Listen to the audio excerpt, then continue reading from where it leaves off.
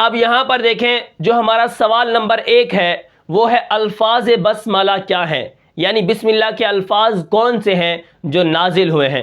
تو یہاں پر آپ دیکھیں منزل من اللہ، یعنی اللہ تعالیٰ کی طرف سے جو نازل کردہ الفاظ ہیں وہ یہ ہیں کہ بسم اللہ الرحمن الرحیم، یہ کیا ہے؟ اللہ تعالیٰ کی طرف سے نازل کردہ الفاظ ہیں، ان کو الفاظ بسملہ کہتے ہیں، ٹھیک ہے۔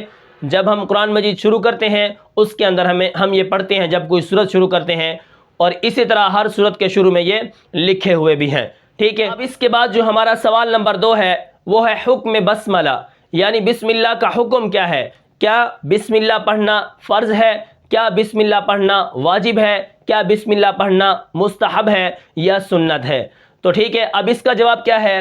وہ یہ ہے کہ سورت توبہ کے علاوہ، یعنی سورت توبہ کے علاوہ، کیونکہ وہاں پر سورت کے شروع میں بسم اللہ نہیں لکھی ہوئی، ٹھیک ہے، سورت توبہ کے علاوہ ہر سورت کے شروع میں بسم اللہ الرحمن الرحیم پڑھنا واجب ہے۔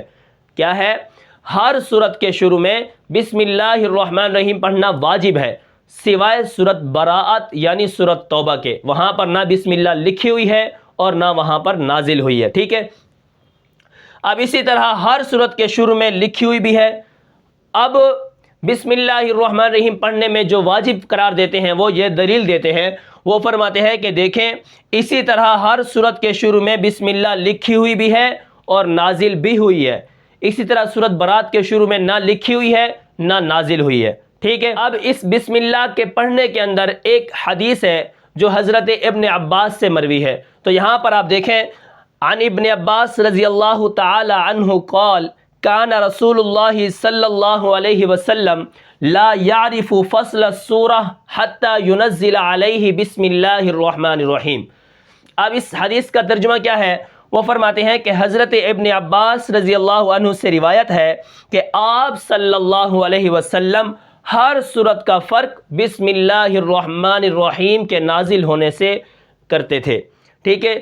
آپ صلی اللہ علیہ وسلم کو ہر سورت کا فرق اس وقت نظر آتا تھا جب بسم اللہ الرحمن الرحیم نازل ہوتی تھی، تب پتہ چل جاتا تھا کہ یہاں پر نئی سورت شروع ہو رہی ہے، ٹھیک ہے۔ تو یہاں پر میں نے آپ کو آج کے سبق کے اندر الفاظ بسملہ جو اللہ تعالیٰ کی طرف سے نازل ہوئے ہیں وہ بتائے ہیں، اور اس کے بعد حکم بسملہ یعنی ہر سورت کے شروع میں بسم اللہ الرحمن الرحیم پڑھنا واجب ہے، اور سوائے سورت توبہ کے، کیونکہ وہاں پر نہ لکھی ہوئی ہے اور نہ وہاں پر نازل ہوئی ہے، ٹھیک ہے۔ اس کے اندر میں نے آپ کو ایک احادیث بھی دی ہے کہ آپ صلی اللہ علیہ وسلم جب بھی کسی سورت کا فرق معلوم کرتے تھے تو بسم اللہ الرحمن الرحیم کے ساتھ ہی معلوم کرتے تھے۔ اب یہاں پر ایک مثال لے لیں، جیسے ایک شخص قرآن پڑھ رہا ہو اور دوسرا کان لگا کر سن رہا ہو، ٹھیک ہے۔ اب وہ کیا کرے گا؟ پڑھتے پڑھتے پڑھتے اگر بیچ میں جب وہ بسم اللہ الرحمن الرحیم پڑھے گا تو اس کو پتہ چل جائے گا کہ یہاں پر کوئی سورت شروع ہو رہی ہے، ٹھیک ہے۔ ہم بھی اگر فرق معلوم کرتے ہیں تو وہ اسی لیے کرتے ہیں کہ جب بھی کوئی قاری یا اسی طرح حافظ بسم اللہ الرحمن الرحیم پڑھتا ہے تو تب ہم کان لگا کے سنتے ہیں کہ یہ کون سی سورت شروع کرنے والا ہے، ٹھیک ہے۔ تو یہاں پر بسم اللہ کیا ہے؟ قرآن مجید شروع کرتے وقت یعنی ہر سورت کے شروع میں پڑھنا واجب ہے۔ تو یہ تھا آج کا ہمارا سبق، تو میں امید کرتا ہوں کہ آپ کو یہ سبق سمجھ آیا ہوگا۔ پھر ملتے ہیں انشاءاللہ اگلے سبق میں، جو ہمارا سبق ہے کیفیت بسملہ اور فائدہ بسملہ، ٹھیک ہے۔ تو تب تک کے لیے مجھے اجازت دیجیے، اللہ حافظ۔